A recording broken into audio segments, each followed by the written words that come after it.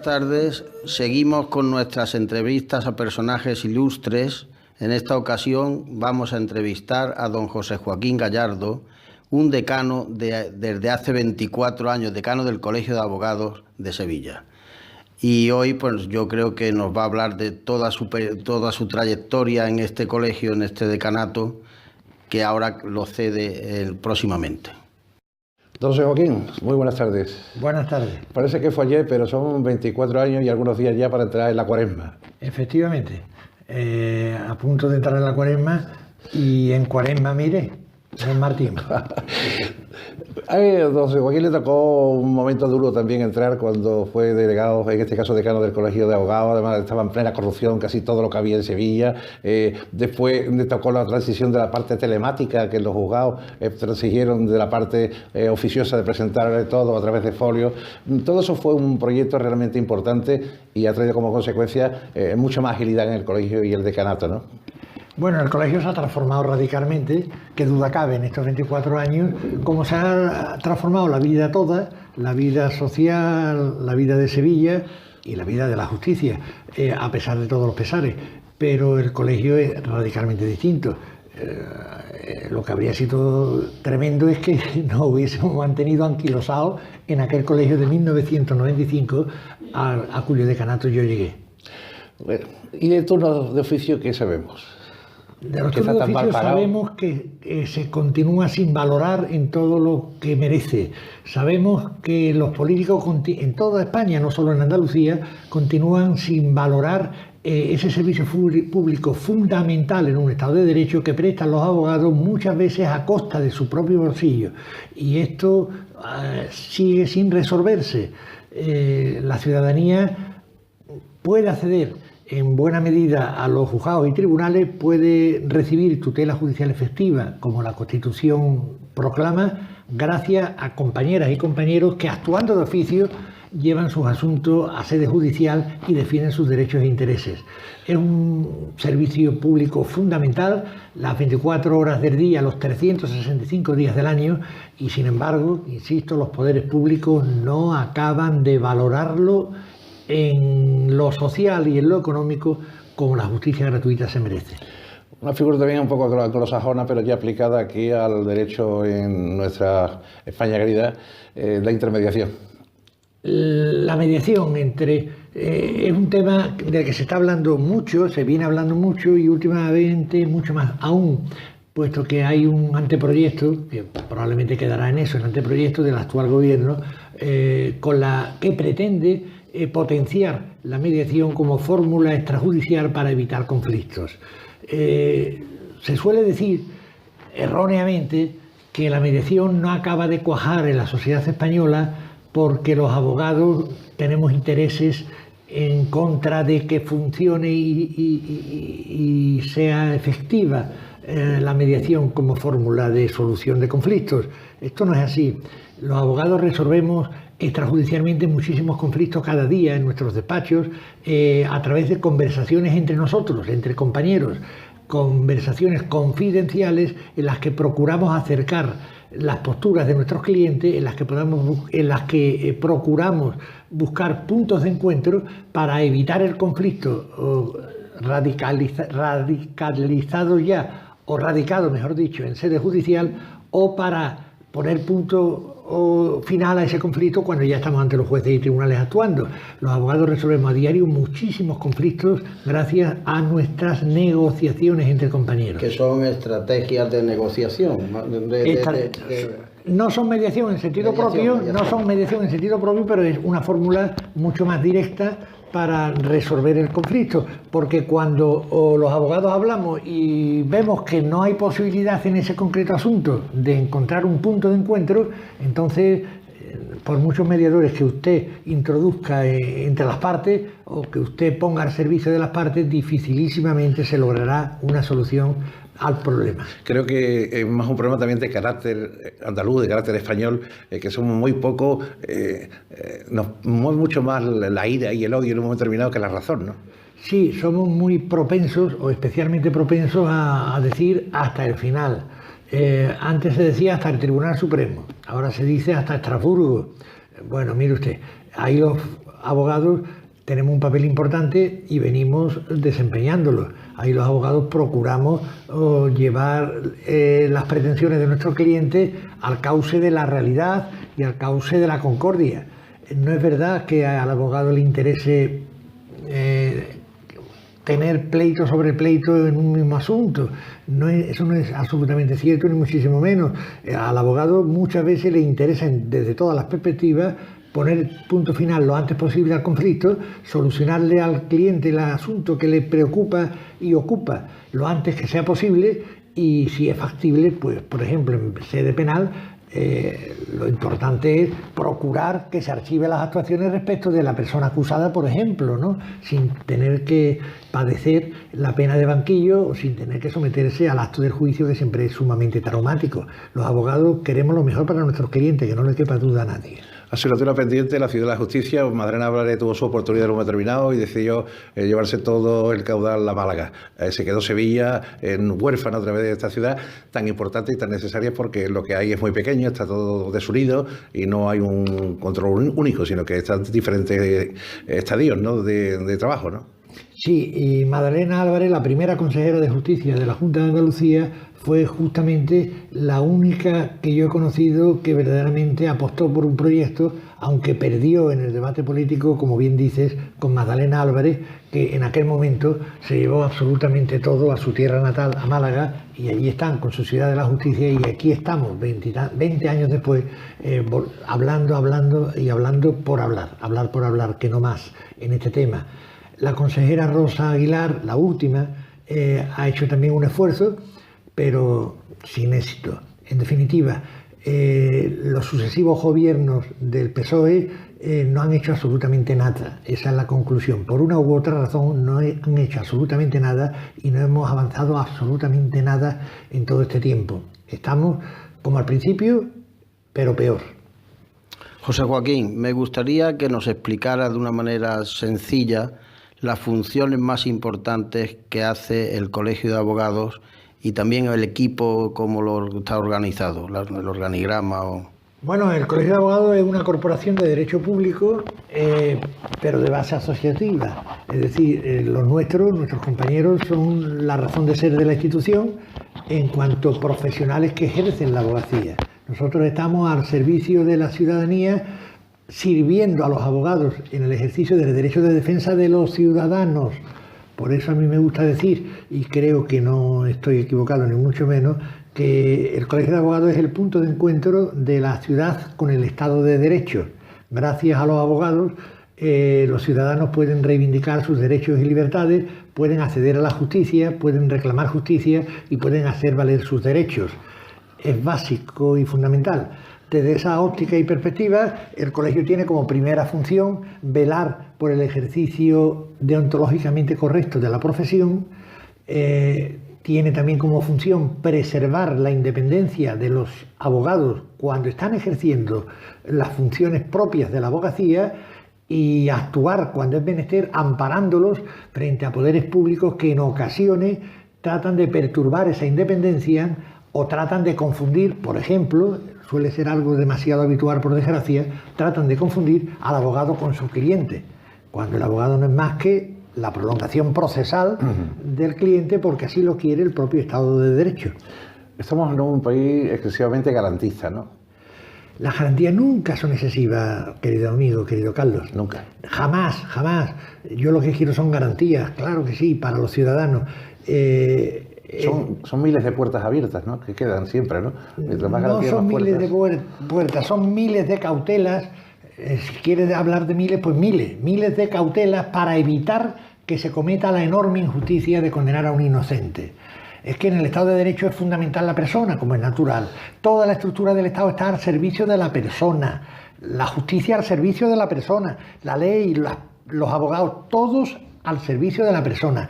Y si no existe prueba que rompa la presunción de inocencia de una determinada persona, lo que procede en derechos humanos, si me apura, es absorber, claro. ¿Eso qué es? ¿Excesivo garantismo? No, eso es hacer las cosas como se han de hacer para evitar a toda costa que el Estado cometa la enorme barbaridad de condenar a quien es inocente. Y por desgracia, en el funcionamiento diario de los juzgados y tribunales, naturalmente se nos cuelan condenas injustas, manifiestamente injustas, que a veces se logran reparar en instancias superiores o que a veces se quedan en el ser que las padece, privado de libertad, por ejemplo, a sabiendas de que él no cometió en absoluto el hecho delictivo por el que fue condenado. Es muy grave. Y la percepción que tiene la sociedad, don José Joaquín, en un momento determinado es que se comete un hurto, se comete un robo y la persona y está automáticamente en la calle al día siguiente con una persona que la han cogido con las manos en la masa. Me refiero a la percepción, no estoy hablando de la percepción. No estoy hablando de que estemos acertados ni mucho menos. Es la percepción, pero es errónea, de verdad. Yo tuve un cliente que me había hablado 1000 veces de eso mismo, de que se entra por una puerta y se sale por otra. Y un buen día detuvieron a su hijo, que era un estudiante, y en fin, lo detuvieron por una golfada y el juez estuvo a punto de enviarlo a prisión. Y él padeció conmigo en la antesala del juzgado de guardia la situación. Hubo habilidad, hubo sensatez al final y logré que lo que era una decisión prácticamente adoptada quedase sin efecto y nos pudiésemos llevar a su hijo con una fianza prestada sobre la marcha por este amigo mío, este cliente amigo. Desde luego, desde entonces, él no dice eso de que se entra por una puerta y se sale por otra. Esto no es así, de verdad.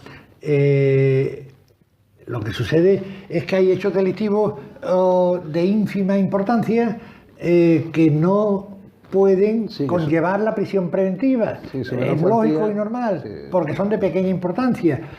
Ahora, hechos disparatados donde un juez ponga en libertad a alguien por hechos graves y con indicios suficientes de criminalidad no se suelen producir.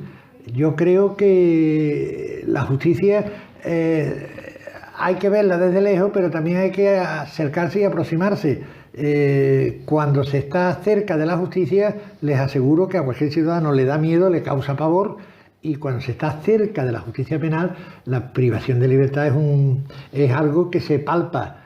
Y solo procede, como es lógico, cuando con todas las garantías sea decidida por el juez de instrucción y revisada si es menester por las instancias superiores, por la audiencia provincial. Hoy se ha pasado del médico particular o del abogado particular a despachos multidisciplinares donde se conservan muchísimos tipos de derechos. Está el derecho social, está el derecho mercantil, el derecho penal, tenemos ya el derecho internacional, tenemos también la especialidad, por ejemplo, en el tema de patentes, marcas, tenemos el problema del saqueo en un momento determinado por los hackers dentro de las empresas. Todo eso ha cambiado en un mundo relativamente rápido, en menos de 5 o 6 años se ha habido que poner al día, ¿no? Ha cambiado el mundo y la sociedad. Por eso te decía que ha cambiado el colegio de abogados naturalmente, y la justicia. Hemos cambiado todos y nos hemos encontrado con un contexto en el que la especialización no es recomendable, es que es absolutamente imprescindible. Es absolutamente imposible poder saber de tantas y tantas ramas y de tantas y tantas modificaciones legales como se vienen produciendo tanto en el Parlamento Autonómico como en las ordenanzas municipales, como en la legislación del Estado o en la comunitaria, en la europea. En definitiva, y además cada día se nos exige mayor exactitud, como es natural, en el asesoramiento y una mayor efectividad en el desempeño de nuestra función profesional. El derecho se ha convertido en algo muchísimo más difícil de ejercer, muchísimo más difícil de aprender y ejercer que hace unos años, no cabe duda. Pero ahí la única solución factible es la que se está produciendo, de hecho, la especialización y el que existan despachos especializados en materias que solo esos despachos dominan y conocen. En esa especialización, el colegio se preocupa de dar formación al colectivo de sus abogados. Sí, tenemos muchísimas actividades formativas a lo largo del año. Y los compañeros pues buscan la especialización por la vía de los cursos que organiza el colegio y de otros cursos que se organizan por instituciones formativas, educativas, de formación continua, extraños al colegio. Pero lo que no existe en el derecho español es la especialización como tal. Si ustedes me piden una lista de colegiados de Sevilla, de miembros de este colegio de Sevilla, especialistas en determinada materia, en protección de datos, por ejemplo, o en ciberseguridad, por ejemplo. No existen, en ciberseguridad. No existen porque no pueden existir, porque el ordenamiento jurídico español no tiene regulada la especialización ni la manera de acreditarse como especialista, ni es competencia de los colegios de abogados tener por especialista a ninguno de sus miembros. Aquí todos somos especialistas en todo, que no deja de ser una situación de hecho de derecho que habría que modificar para adecuarla a la realidad. ¿El turno de oficio lo paga el gobierno regional o tiene una parte, aporta una parte el colegio? No, lo paga el gobierno autonómico, naturalmente, pero es verdad que una parte de los costes de prestación de ese turno de oficio lo soporta el propio colegio a costa de las cuotas de nuestros colegiados. El Servicio de Orientación Jurídica, que es una oficina burocrática muy amplia, muy compleja, con muchos empleados y con unos grandes costes anuales, esa oficina causa un gasto al colegio que no lo soporta en su integridad la Consejería de Justicia, sino que tenemos que soportar casi en la mitad de su importe los abogados con nuestras propias cuotas, lo que implica que se esté dando la paradoja de que quienes prestamos un servicio público fundamental por muy pocas pesetas, permítame que hable de pesetas, además de nuestros propios recursos económicos, los propios abogados tengamos que soportar parte de la oficina que gestiona esos servicios dentro del colegio, parte importante y sustancial en términos económicos. Médicos muy mal retribuidos que además tienen que de su bolsillo soportar el mantenimiento del centro hospitalario. Ese sería el símil. Ya, pero por ejemplo, en todas las comunidades no cobra igual el turno de oficio. No, las comunidades que tienen transferidas las competencias, que son muchas, pues cada una de ellas tiene una tarifa retributiva distinta, aunque la andaluza no está entre las peores ni entre las mejores, está en un nivel aceptable en el comparativo. Lo que sucede es que el comparativo es malo todo él, desde el principio hasta el final, desde los que más pagan a los que menos pagan. Eso por un lado. Por otro lado está el Ministerio de Justicia, que mantiene aún las competencias en determinados territorios, en unas cuantas provincias, fundamentalmente en las uniprovinciales. No, José Joaquín, no podemos saltarnos el tema del abogado de familia, la situación de la familia, lo cambiante que ha estado de una familia perfectamente estructurada, las familias prácticamente dispersadas, tanto en hombres como en mujeres, los hijos muchas veces con posible síndrome de emperador, porque en ese desfase le ocurren muchísimas cosas, no son capaces de soportar la separación de sus padres o no la entienden. Hay verdaderos problemas también en el mundo del hombre, no exclusivamente en el tema de la mujer, que está perfectamente definido y estructurado y que a renglón, nada más que ocurre cualquier cosa, la justicia, como no puede ser de otra forma, actúa de forma inminente, pero cuando resulta de que es un hombre, pues resulta que tiene que demostrar que es inocente antes de empezar, porque si no automáticamente está alejado, ¿no? Bueno, en el ámbito del derecho de familia, las estadísticas últimas evidencian que el número de asuntos que se acaban conveniando, o sea, resolviendo de manera con convenio regulador, así, por la voluntad de las partes, que el juez se limita a bendecir, ese número va creciendo afortunadamente en los últimos tiempos. Es buena noticia. Es buena noticia. Es buena noticia porque implica un alto grado o un mayor grado de concienciación de los esposos y de que en definitiva han de preservar a toda costa el interés superior del menor, que es el fundamental, y por encima del propio, ¿no? Las guerras abiertas y declaradas e interminables entre cónyuges tras una ruptura matrimonial, esa la padecen a diario los jueces, los tribunales, las abogadas, los abogados, pero desde luego ellos mismos. Es un tremendo error radicalizar la situación una vez que se ha producido la ruptura matrimonial. Pero bueno, al menos tenemos ese dato positivo de que parece que cada vez hay más número de acuerdos que de desacuerdo a la hora de regular el futuro de la relación matrimonial rota. Eso por un lado. En cuanto al tema de la igualdad, es un tema conflictivo que suscita pasiones, pero que hay que verlo probablemente con tranquilidad de espíritu y en su justa dimensión. Cuando una mujer utiliza las armas que el Estado le proporciona para evitar ser víctima de violencia de género, cuando las utiliza de manera inadecuada, de manera maliciosa y de manera delictiva, en definitiva, el propio Estado reacciona también, y tenemos ejemplos que se publican en prensa, aunque otros muchos no se publiquen.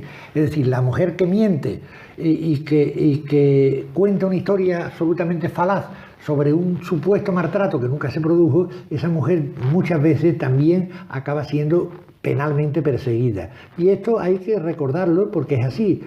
Y en cuanto a los hombres, pues claro, nada más lamentable que un hombre víctima de la falacia de quién ha sido su mujer o es su pareja, y que a consecuencia de eso sufre una detención que se prolonga durante horas hasta que luego finalmente la jueza o el juez experto en violencia de género acaba decretando su puesta en libertad, pero se queda el trauma. Yo confío en la justicia y el número de actuaciones que acaban archivadas es importante, porque los jueces naturalmente no pueden actuar más que desde la convicción fundada en pruebas de que ha existido maltrato verdadero y real. Yo confío en la justicia.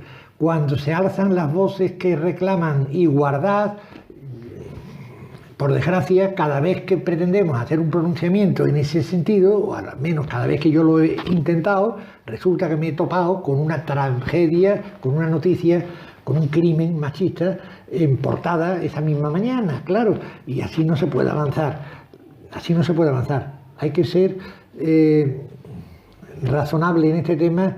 No caben apasionamientos, hay que estar al lado de la justicia. Y si la justicia es estar al lado de la mujer, ¿a cuántas mujeres maltratadas conocemos? A muchas, a muchas, a muchas. Y hombres de vez en cuando también, pero de vez en cuando, las cosas son como son. Entonces, Joaquín, hace unos 30 años había un periódico que se llamaba El Caso, y entonces aparecía una víctima en toda España, y era una conmoción.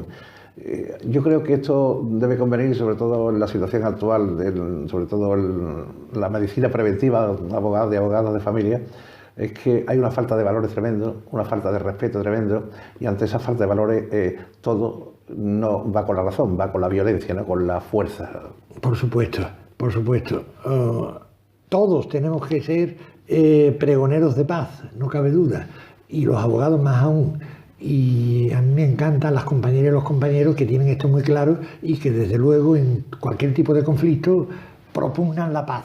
La paz en las relaciones personales, la paz en las relaciones sociales, no cabe duda, pero para que esa paz sea posible es imprescindible que exista unos valores vivenciales y culturales que la propicien. Yo estoy totalmente de acuerdo con la pregunta que me haces y con su sentido. Sin valorar la paz en todo lo que vale, no podremos avanzar nunca en un mundo civilizado, en un mundo pacificado, ¿no? Los atropellos no pueden ir con nosotros ni van. Los hechos criminales nos repugnan. Hoy día se proclaman más, nos llegan más a través de los medios de comunicación, y algunos nos llegan incluso a angustiar vivencialmente por el seguimiento que hacen los medios de comunicación. Ese es otro tema, pero la maldad existe, el mal existe, qué duda cabe. Apostemos nosotros por el bien y por la paz. En estos 24 años que ha habido tantos cambios en la justicia, seguro que como decano y el colegio se ha tenido que ir adaptando a ellos y a desarrollar grandes proyectos que ya están en tu haber. ¿Qué te quedaría, algún proyecto que te hubiera gustado terminar o hacer? ¿O ya crees que has cumplido tu misión? No, nunca, nunca. Un colegio de abogados es siempre una obra inacabada, qué duda cabe. Claro, como inacabado es cualquier cosa en clave humana, ¿no? La vida sigue, la vida evoluciona cada día, y lo que ayer era una novedad, mañana habrá quedado antiguo, no cabe duda. Yo he hecho lo que he podido con la mejor buena voluntad, con la ayuda de mis compañeras y compañeros de Junta de Gobierno. Hemos trabajado en muchas líneas, hemos creado muchos turnos de oficio específicos para proteger no solo a las mujeres víctimas de violencia de género, que desde luego, también a los menores infractores, también a los menores que necesitan protección, tenemos turnos de oficio de extranjería, tenemos turnos de oficio contra la trata de seres humanos, algo dantesco que es lo que hemos sido pioneros a nivel estatal, pero no nos vanagloriamos de eso. Nos duele en el alma que la trata de seres humanos sea lo que es y esté tan extendida como lo está, en la oscuridad de las salas de fiestas, de los chiringuitos de carretera y de la prostitución, que no es solo prostitución, sino que es mucho más todavía. Son mafias que limitan las libertades básicas de esos seres humanos. En fin, aquí hemos sido y seguirán siendo los compañeros que nos van a suceder en las funciones de Junta de Gobierno, que duda cabe, valedores de la justicia como valor fundamental. Y aquí nos ha indignado y se seguirán indignando mis sucesores con las barbaridades que cada día vemos en nuestro entorno, con las injusticias que cada día padecen los ciudadanos más vulnerables, y todos, pero especialmente los más vulnerables. Desde luego, en estos últimos días de mi mandato, miro hacia atrás, siento un vértigo, un cierto vértigo, que duda cabe, e incluso se me ocurren muchas cosas que hacer todavía. Es decir, esto no se ha agotado, lo que se ha agotado ya en mi mandato, porque así he querido y porque no he pensado que había llegado el momento de decir adiós a esta institución desde su órgano de mayor representatividad, que es el decanato, y decirle adiós a mis compañeros desde lo institucional, aunque ellos saben que en lo personal, naturalmente, a su compañero José Joaquín Gallardo lo van a seguir teniendo siempre a su disposición. Bueno, en la época aquella, como no fuese de otra forma, hubo unas relaciones magníficas a seguir manteniendo entre jueces, colegio de abogados y sobre todo fuerzas de orden público. Lo sé perfectamente porque he seguido la carrera del decano y lo hace de una forma muy fácil, o sea, no lo hace nunca desde la institución, lo hace simplemente a través como persona y representante, pero lo hace mucho más cercano, ¿no? ¿En qué ha cambiado también la relación de los jueces con el colegio y la relación también de las autoridades, en este caso las fuerzas de orden público? Bueno, la verdad es que han sido siempre unas relaciones magníficas institucionalmente hablando y, como bien dices, siempre se han fundamentado en un respeto mutuo, en una garantía personal, en un talante personal de comunicación y de claridad en la exposición. Cuando hemos tenido algún problema con algunos agentes de las fuerzas y cuerpos de seguridad del Estado, pues han bastado la llamada telefónica, ha bastado la buena sintonía personal para propiciar que se resuelva ese pequeño problema. Estamos en el mismo barco. Pero las relaciones personales, quiero decir, el talante personal juega. Influye mucho, sí. El mío sigue siendo el mismo que desde hace 24 años, pienso. Y en las demás instituciones he visto pasar a muchos sucesivos altos cargos, policiales y no policiales y judiciales, pero he tenido la suerte de llevarme muy bien con todos. Afortunadamente no he tenido roces con nadie. Es curioso, de los años 60-70 las orlas eran casi el 80% de abogados y afortunadamente ya a partir del 95-2000 casi predomina las mujeres en las orlas, ¿no? Tanto como en medicina como en derecho. En este colegio ahora mismo estamos ya en la paridad. O sea, prácticamente el 50% son compañeras y el otro 50 compañeros.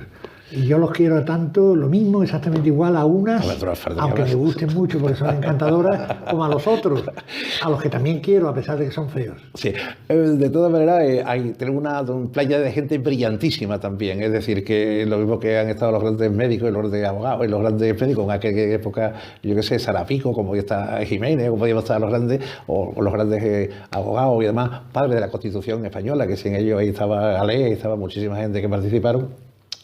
En la actualidad, pues yo creo que esa gente tan brillante también tiene un lugar, a pesar de su juventud, en esta casa. Sí, no cabe duda. Yo estoy muy orgulloso de nuestro colegio. Naturalmente, nuestro colegio es historia viva. Tenemos cerca de 3 siglos de historia. Bueno, a esta casa, en el listado histórico de esta casa, hay colegiados como Nicolás Salmerón, presidente de la República Española, que no firmó el visto a una pena de muerte y por eso dimitió días después de ser proclamado presidente de la Primera República, o como como Niceto Alcalá Zamora, o como Felipe González a nivel de presidente de gobierno, o a nivel autonómico Blas Infante, y Manuel Clavero Arévalo. Uno ya historia, el otro afortunadamente entre nosotros, pero ambos fundamentales en la constitución de la autonomía andaluza. A nivel local, pues todos los alcaldes, políticos de toda índole, pero en lo estrictamente profesional, que es lo que me resulta más importante en este justo momento, en eso tenemos una pléyade de magníficas compañeras y compañeros. Hay alguna compañera y algún compañero con los que verdaderamente he vibrado al verle actuar profesionalmente, y he tenido que darle un abrazo emocionado con todo el cariño del mundo y con todo el orgullo, y se lo he dicho, con todo el orgullo de haber asistido a cómo has informado en este asunto, porque verdaderamente así es como hacemos grande nuestra profesión, así es como damos a valer la enorme función social que nos viene asignada, la de defender los derechos e intereses de nuestros conciudadanos, de nuestros clientes. Y hay muchas y muchos buenos compañeros en este momento en el foro sevillano. No puedo dar nombres, naturalmente, pero se me vienen a la cabeza muchísimos. Algunos muy conocidos, otros no tan conocidos, pero magníficos profesionales, gracias a Dios. Los dos alas del proyecto, dentro de decreto están los notarios por un lado y la procura por otro. Tengo mucha vista con María Ángeles Muñoz Serrano, la decana, compañera tuya Sí. también. Y la labor de ellos hay que reconocerla también, que son prácticamente vuestra infantería, ¿no? en el Sí, juzgado, somos ¿no? todos esenciales para que el Estado de Derecho funcione, para que la justicia se pueda realizar cada día. Somos todos absolutamente imprescindibles, desde los fedatarios públicos, de las amigas y amigos notarios, los procuradores, por supuesto, compañeros de vicisitudes diarias en las sedes judiciales, y todos los demás, los fiscales, los médicos forenses, los magistrados. La justicia la realizamos entre todos, y de verdad que cuando se visualiza actuaciones magníficas en cualquier asunto de algún abogado, de algún magistrado, de algún fiscal, pues todo es satisfacción para el que lo observa, porque de lo que se trata es de que la justicia funcione y funcione bien, y eso implica calidad en el servicio público judicial y acierto en la actuación de jueces, de fiscales y de abogados, que somos fundamentales, que sin nosotros no sería posible administrar justicia, que sin nosotros el valor superior justicia con mayúsculas sería inalcanzable de todas. ¿Cuántas y cuántas veces lo que aparentemente tiene color negro, cuando habla el letrado, cuando el letrado aporta las pruebas, cuando el letrado argumenta, comienza a cambiar de color y su tonalidad termina siendo otra muy distinta? Lo decide el juez, que ahí está, entre las partes, entre los acusadores y los defensores, entre los actores y los demandados. El juez, a él le corresponde decidir quién tiene la razón. Pero ¿cómo alguien sería capaz de imaginar un proceso penal o civil o de cualquier otro orden, un proceso judicial, sin abogadas y abogados que defendieran los intereses de las distintas partes? Sería absolutamente imposible. Somos imprescindibles. De todas maneras, está el juicio escrito y está el juicio oral, ¿no? Tenéis las dos partes que se compone cuando se va a impartir. Sigue predominando el escrito sobre el oral. No tenemos el anglosajón, no tenemos el americano, tenemos prácticamente mucho más. Depende de la jurisdicción. Sí, hay sí. jurisdicciones donde se hace por escrito, pero da igual, da exactamente igual, porque somos nosotros en los escritos quienes establecemos los límites de la discusión, los límites del debate procesal, los límites entre los que se ha de mover el juez a la hora de resolver ese asunto contencioso administrativo, por ejemplo, o civil, como es lógico, o laboral incluso. La función de los abogados es importantísima, y de ahí la responsabilidad personal que asumimos, porque de nosotros depende, primero, que se pueda administrar justicia sin nuestra intervención al resolver el conflicto o al sentenciar el asunto, que de nosotros depende en muy buena medida. Es curioso cómo va pasando el tiempo, y don Joaquín también tiene una norma, sobre todo en muchos artículos que he leído, cuando lo dice: la justicia es mucho más independiente de lo que creemos, ¿no? Ciertamente, ciertamente. La justicia es bastante más independiente de lo que a veces pensamos. Hay alguien que piensa que la justicia está politizada. Pues mire usted, la politización, si acaso, llegará a los más altos niveles para la designación de jueces y magistrados de determinados órganos superiores. Si acaso ahí sí existe politización en la forma de designar a esos cargos, pero en el ejercicio de la función jurisdiccional el juez es absolutamente independiente, y lo mejor que tenemos es justamente una judicatura sin sospechas de parcialidad. Los abogados, cuando actuamos como árbitros, cuando actuamos en un arbitraje, yo lo he detectado como algún que otro compañero sospecha de la imparcialidad del compañero letrado, abogado, que está actuando de juez, en ese caso, de árbitro. Ahí hay una cierta sospecha siempre, que es parte del problema de que el arbitraje no acabe de imponerse. Sin embargo, cuando hablamos de jueces y tribunales, lo que sí detesto en los abogados es, respecto de algunos, las dudas y los miedos, porque lo consideramos que no están bien preparados técnicamente, pero lo que nunca he detectado de verdad es la sospecha de parcialidad, la sospecha de que vamos a tener un juicio ya predispuesto, ya predeterminado. No, los jueces son imparciales de verdad, y ese es un gran valor, la enorme mayoría de los jueces, y ese es un gran valor de la justicia española. Protección y defensa de los menores es un apartado también importantísimo dentro de la judicatura, porque es la parte, digamos, de eslabón de la cadena social más endeble, ¿no? La protección y defensa de los menores. Nosotros tenemos un turno específico de letrados que se ocupan de esa materia, porque verdaderamente es una materia importante en la que es menester también tener no ya solo la especialización técnica, sino también una vocación especial de servicio al menor. En materia de menores el principio es claro, luego es más difícil aplicarlo a determinados casos concretos. El principio es que siempre ha de tutelarse el interés superior del menor.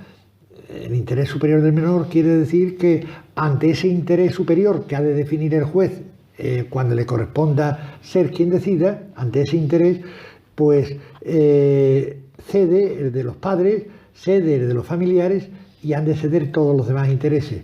Es una materia delicada, la materia de acogimiento, de adopción, de retirarle la patria potestad a los padres, es un tema que a mí siempre me ha producido verdadero escalofrío. Comprendo que hay muchas situaciones dramáticas en las que eso es lo que interesa al menor y hay que actuar, pero da muchísima pena ver cómo los padres pues acuden a mí, por ejemplo, como decano del Colegio de Abogados, a llorarme, o cómo me cuentan historias muy duras en lo personal, muy duras en lo humano. Ante la pléyade de preguntas de Carlos y mía, sobre todo de Carlos, le ha pasado a revista, yo creo que por casi todo. A todos. Si te falta algo, tienes el momento para decir algo que se te ocurra a ti, que a nosotros no se nos haya ocurrido preguntarte. Nos quedaba preguntarte cómo se ve desde el Colegio de Abogados, a nivel nacional, no digamos ya ni siquiera local, el derecho de la injusticia social. Ese es el gran reto y el gran elemento, que son de los desfavorecidos, de los que tienen hambre y sed de justicia porque nunca les llega, y de los que se tienen que aguantar en la vida como les ha tocado porque el destino eligió ese gen y ese cromosoma y tener un hijo en esas circunstancias. Eso lo vemos desde este Colegio de Abogados, como lo ve cualquier persona que tenga sensibilidad y sentido de la justicia, en derechos fundamentales, en derechos básicos del ser humano. Lo vemos como un reto permanente en el que no cabe arrojar la toalla y donde es absolutamente imprescindible hacer todo lo que esté en nuestra mano. Hay que reivindicar de los políticos que adopten medidas efectivas y eficaces, que no jueguen a la demagogia con dramas humanos como los que visualizamos en nuestras ciudades, en nuestros pueblos, cada día. Y que sin embargo pues nos acostumbramos ya a que en la oficina bancaria pues estén los indigentes durmiendo, y hay que ayudarles a que sean libres, pero libres desde la dignidad básica. Ahí hay que poner en valor la enorme labor que realizan tantos y tantos voluntarios de instituciones vinculadas con la Iglesia y no vinculadas con la Iglesia, voluntarios que auxilian a esas personas, pero que, claro, están suplantando una función que le correspondería desempeñar a las administraciones, a los poderes públicos. Hace falta invertir en justicia social, qué duda cabe. Y aquí seguimos discutiendo, los políticos siguen hablando, los políticos a los que elegimos nosotros siguen comentando y peleándose y montando esas pequeñas representaciones teatrales que ya nos cansan y aburren y que nos dan pena a muchos ciudadanos, pero nadie se ocupa de la verdadera justicia social, que es la que me pregonaron a mí desde chico en el colegio de los hermanos maristas y la que me ha acompañado en toda mi vida, a mí y a todos nosotros, ¿no? A cualquiera que se sienta especialmente sensible hacia los demás. Por eso agradecer al que ha sido decano hasta hace unos días del Colegio de Abogados de Sevilla, don José Joaquín Gallardo. Después nosotros no hemos querido hacer una entrevista, sino que nos explicase cosas que son la sociedad que nos demandan, porque hoy hay mucho periodista estrella. El periodista simplemente es como el procurador, lleva los papeles para que hable el abogado, no tenemos que ser patrimonio de nada. Y le agradecemos primero su forma después de 2 docenas de años de aquí de decano, 24 años, y además elegido casi por el 50% cada vez que se ha hecho la repetición, y que ahora todavía se marcha joven porque entiende de que no hemos terminado, debe haber relevos, porque los relevos son importantes, siempre la sangre nueva, ideas nuevas, y porque uno piensa que nunca se acaba todo lo que ha empezado, porque deben terminar lo otro, la última es de otro siempre, ¿no? Por supuesto, el futuro está siempre por escribir. Yo auguro un buen futuro a este Colegio de Abogados de Sevilla, qué duda cabe, el que se merecen los sevillanos y los abogados sevillanos, ¿no? Y me voy pues con sensaciones muy contrarias. Y yo creo que nunca se va, ¿no? ¿Qué? No se va. Yo creo que no va a estar en el sitio, pero sí va a estar, ¿no? Sí, pero tengo la sensación como de que... cofrades, no se va a uno de los mandados No. que debe ser para mayor, ¿eh? Concluyo un periodo importante en mi historia personal, que duda cabe, pero que ha sido muy satisfactorio. Ha sido todo un honor poder procurar servir a los míos, que es lo que he hecho desde esta casa. Y procurar servir también a quienes desde la sociedad sevillana se han acercado aquí con algún tipo de problema o de petición. Procurar servir ha sido mi lema y mi única preocupación, pero en clave egoísta, porque es que la satisfacción la produce el intento de servir a los demás. Eso es lo que produce satisfacción personal al final de un mandato como este de 24 años, ¿no? Por eso, don Joaquín, muchas gracias a usted, a su junta directiva, la que ha estado apoyando en todo momento, a su secretaría, a su tesorero, a todos los que han colaborado en estos 24 años, que han sido muchos y cambiantes a lo largo del tiempo. Gracias a vosotros los periodistas, porque durante estos 24 años primero habéis dado una lección de adaptación a los tiempos impresionante. No tiene parangón la prensa de tribunales de estos días, la que hoy disfrutamos en términos informativos, con la de hace 24 años, que era el caso, claro, como bien recordaba, prácticamente el caso, aquel periódico histórico. Esto ha cambiado muchísimo y para bien. Gracias además también por las muchísimas atenciones que desde los medios de comunicación habéis tenido siempre, y todos los medios de comunicación, con esta casa y con mi humilde persona. Le quedo enormemente agradecido a los periodistas y a vosotros muy especialmente, claro, a Canal Sevilla Radio. Gracias, muchísimas gracias, porque has dado un repaso que para muchas personas va a ser muy interesante cuando lo escuchen. Si sirve para algo me sentiré por supuesto, enormemente satisfecho. Muchas gracias. Gracias a vosotros.